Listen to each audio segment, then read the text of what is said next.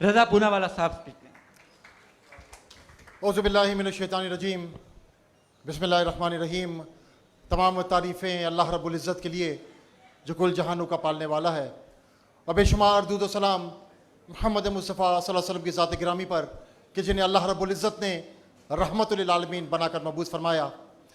आज के इस इवेंट में मौजूद तमाम मोअज़्ज़िज़ मेहमानान गिरामी, सबसे पहले तो मैं दिल की अता गहराइयों से कच्ची वुमेन स्टूडेंट फेडरेशन को मुबारकबाद पेश करूंगा कि इस बहुत ही खूबसूरत इवेंट का इनेकाद किया। और मैं आपको अपने दिल की बात बताता हूं कि स्टूडेंट फेडरेशन के प्लेटफॉर्म से बड़े सालों बाद कोई बहुत ही मयारी इवेंट देखने को मिल रहा है।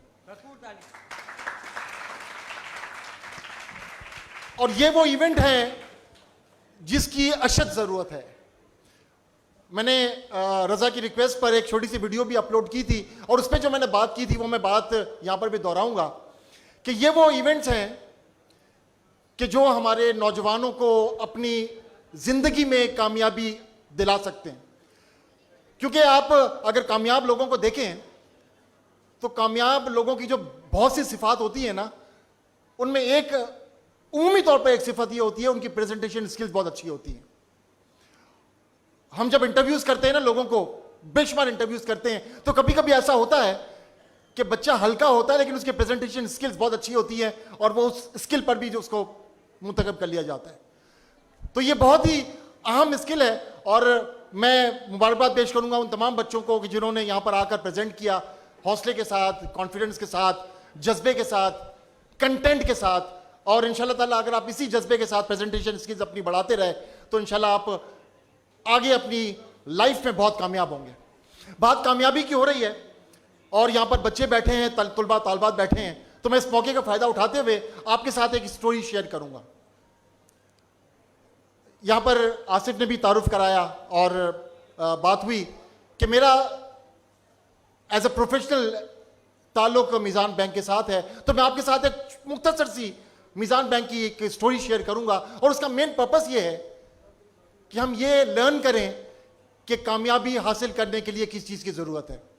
अच्छा, मैं मीज़ान बैंक का स्टोरी इसलिए भी शेयर कर रहा हूँ, इसलिए भी कि ये मेरा इदारा है, लेकिन इसलिए भी कि मीज़ान बैंक अब एक केस स्टडी बन चुका है। आज से 18 साल पहले जब मैंने इस इदारे को ज्वाइन किया था तो ये एक बहुत छोटा सा इदारा था। कुल इस बैंक की टोटल 6 ब्रांचें होती थी, 4 शहरों में इसकी पोजीशनिंग थी, टोटल 150 स्टाफ मौजूद था, और जो कुल असासा था, तो कुल डिपॉजिट था इस बैंक का, वो था 5 अरब। ये आप ध्यान में रखिएगा। और आज 18 साल बाद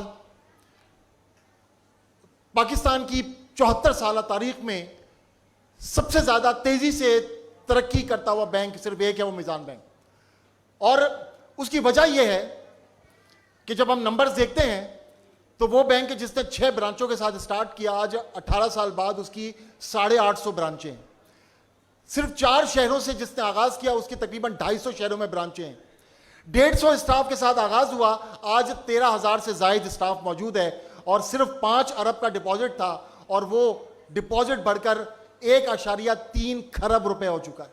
पाकिस्तान की तारीख में 74 साल तारीख में किसी बैंक ने इस तेजी से तरक्की नहीं की। और हम किसी भी फोरम पर जब जाते हैं, चाहे वो नेशनल फोरम हो, इंटरनेशनल फोरम हो, कहीं कोई मीडिया हो, तो लोग हमसे सवाल जरूर करते हैं, बताएं आप करते क्या हैं, आप क्या करते हैं कि आपकी जो तरक्की है, आपकी जो ग्रोथ है वो रुकी नहीं रही। तो मैं चाहूंगा कि सिर्फ वो चंद बातें जो कि हम उमूमी तौर पर शेयर करते हैं, और चूंकि यहाँ पर नौजवान बैठे हैं, उन्हें ये बहुत ही अच्छी लर्निंग होगी। और जो मैंने आपसे कहा ना कि ये केस स्टडी है, तो आपको पता होगा कि पाकिस्तान को जो सबसे बड़ा, सबसे अच्छा जो तालीमी इदारा है वो लम्स कहलाता है। लम्स ने मीज़ान बैंक की स्ट्रेटजी और मीज़ान बैंक की ग्रोथ पर केस स्टडी बनाई है, और पिछले 2 सालों से लम्स के स्टूडेंट्स और जो लम्स के जो एग्जीक्यूटिव्स जो उनकी ट्रेनिंग होती है, उसमें मीज़ान बैंक को एज ए केस स्टडी पढ़ाया जा रहा है। तो मैं आपके साथ सिर्फ शेयर करूंगा कि वो क्या चीज़ है कि जिसकी वजह से एक इदारा जो बहुत छोटा सा था वो बहुत बड़ा हो गया। जो एक अहम चीज़ जो कि इस कामयाबी की वजह है वो होती है आपका पर्पस। आपका अगर पर्पस आपका क्लियर हो, आपका अगर ऑब्जेक्टिव क्लियर हो, और आप फिर उस ऑब्जेक्टिव के ऊपर काम करें, और आपका वो ऑब्जेक्टिव नेक हो, तो फिर अल्लाह तबारक व तआला की तरफ से मदद भी आती है। और मीज़ान बैंक का जो ऑब्जेक्टिव था, जो पर्पस था, वो ये था कि पाकिस्तान में इस्लामिक बैंकिंग को इस तरह से राइज करना है कि it becomes banking of first choice, कि हर एक के दिमाग में जब बैंकिंग का तस्वुर आए तो उसके जहन में सिर्फ एक ही नाम आए, वो है इस्लामिक बैंकिंग। तो ये कितना बड़ा एक ऑब्जेक्टिव था और इस पर मीज़ान की टीम ने इतनी जांफिशानी से काम किया कि आज तमाम बैंकों में, मतलब तमाम बड़े बैंकों में, उनकी बोर्ड की मीटिंग्स में जब कहीं जिक्र होता है तो सिर्फ एक बैंक की बात होती है कि ये देखें कि मीज़ान बैंक कैसे ग्रो कर रहा है। अब मैं आपको सिर्फ ये बताऊं, एक तो ये मैंने बात की आपसे, पर्पस बहुत क्लियर होना चाहिए, और अगर पर्पस आपका क्लियर होगा और नेक पर्पस होगा तो उसमें अल्लाह तबारक व तआला की मदद भी आपको मिलेगी। इसकी ग्रोथ पर बहुत से एक्सपर्ट्स ने अपनी रिसर्चेस की।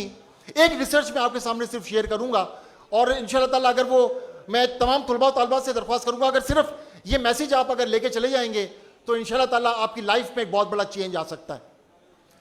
और वो जो रिसर्च है, वो रिसर्च ये कहती है कि मीज़ान बैंक की जो ग्रोथ है और जो मीज़ान बैंक की जो अभी तक कारकर्दगी है, वो गुड टू ग्रेट की मुमासलत की है। अब ये गुड टू ग्रेट क्या है? गुड टू ग्रेट एक बहुत मारूफ किताब है जिम कॉलिंस की लिखी हुई। जिम कॉलिंस एक मुसन्निफ है, एक रिसर्चर है, उसने ये किताब लिखी गुड टू ग्रेट, और उसने ये देखने की कोशिश की कि वो क्या चीज़ है जो कि किसी कंपनी को ग्रोथ देती है और किसी कंपनी को बिठा देती है। तो उसने बड़ी एक ज़बरदस्त किस्म की उसने एक रिसर्च की, और जो उसने रिसर्च की, वो रिसर्च में उसने क्या किया, उसने उन कंपनीज को उठाया कि जो छोटी कंपनियां थी, छोटी से वो बड़ी हुई, और बड़ी होने के बाद उन्होंने 15 साल तक अपने उस ग्रेटनेस को बरकरार रखा। और इस कोशिश में उसने फॉर्च्यून 500 कंपनीज को उठाया। फॉर्च्यून 500 की तकरीबन 1400 कंपनियों को उसने जमा किया, और जमा करने के बाद उसने ये वही फॉर्मूला लगाया कि एक कंपनी जो छोटी थी बड़ी हुई, और बड़े होने के बाद 15 साल तक उसने अपनी ग्रोथ को बरकरार रखा। तो उन 1400 कंपनियों में से सिर्फ 11 कंपनियां निकली, सिर्फ 11 कंपनियां। और जब वो 11 कंपनियों को उसने इवैल्यूएट किया तो उसने कहा इन 11 कंपनियों में कॉमन फैक्टर्स क्या हैं, कॉमनैलिटीज क्या हैं। तो जो कॉमन फैक्टर उसको नजर आया वो एक तो यही था कि उन तमाम कंपनियों का जो एक विजन था बहुत क्लियर था, उनके सीईओज में पैशन बहुत था, और उनके सीईओज तमाम 11 कंपनियों के, ये बात याद रखें, उन तमाम 11 कंपनियों के सीईओज में 3 चीजें बहुत कॉमन थी, और यही वो मैसेज है जो मैं आज तुलबा तालबात को देना चाहूंगा। 3 कॉमन फैक्टर जो तमाम 11 कंपनियों के, गुड टू ग्रेट 11 कंपनियों के सीईओज में था, उनमें सबसे पहला फैक्टर जो था, जो सिफत थी, वो ये थी कि तमाम के तमाम सीईओज डाउन टू अर्थ थे। तमाम के तमाम सीईओज आजिजी के पैकर थे, इनकिसारी थी उनके अंदर, तमाम के तमाम सीईओज में। वो हर चीज के लिए अल्लाह का शुक्र अदा करते थे अगर वो मुसलमान हो, लेकिन वो बज़ाहिर उनमें आजिजी थी, इनकिसारी थी। Factor number 1। फैक्टर नंबर 2 क्या था, क्या सिफत थी उनके अंदर? दूसरी सिफत यह थी कि वो किसी भी चीज का क्रेडिट खुद नहीं लेते थे, अपनी टीम को देते थे। और फैक्टर नंबर 3, उन तमाम सीईओज ने अपने सक्सेसर्स तैयार किए हुए थे, अपने जानशीन तैयार किए हुए थे। और यही वजह थी कि जब वो खुद भी चले गए तो उनके जानशीन इतने पावरफुल थे कि उन्होंने उस कंपनी को और ऊंचे मयार पर ले गए। तो ये जो तीन सिफात हैं, ये वो जिम कॉलिंस कहता है कि अगर किसी भी शख्स में अगर वो सिफात आ जाए और वो अगर कामयाबी की मंजिल पर अपना सफर शुरू करे, तो ये हो नहीं सकता कि वो कामयाबी की उस मंजिल को तय ना करें। यही मेरा मैसेज तमाम तुलबा तालिबात के लिए है कि अपने अंदर आजिज़ी को पैदा करें। कहीं भी पहुंच जाएं, आप किसी भी मुकाम पर पहुंच जाएं, आपके दिल में ये जरूर होना चाहिए कि जो कुछ भी मुझे मिला है अल्लाह तबारक व तआला की अता से मिला है, मेरा अपना कुछ भी नहीं है। कोई गुरूर नहीं, कोई तकब्बुर नहीं, अपने गले में कभी सरिया ना आए, कभी आपके कंधे पे कलफ ना आए। आप अगर आजिज़ी और इनकिसारी का मुजाहरा करेंगे, अल्लाह तबारक व तआला का शुक्र अदा करेंगे, तो अल्लाह फरमाता है तुम शुक्र अदा करोगे मैं तुम्हें और दूंगा। तो अल्लाह तबारक व तआला की ज़ात से इस दुआ के साथ कि अल्लाह तबारक व तआला हमारे तमाम बच्चों को जो कि आज यहाँ मौजूद है कामयाबी से हमकिनार करे।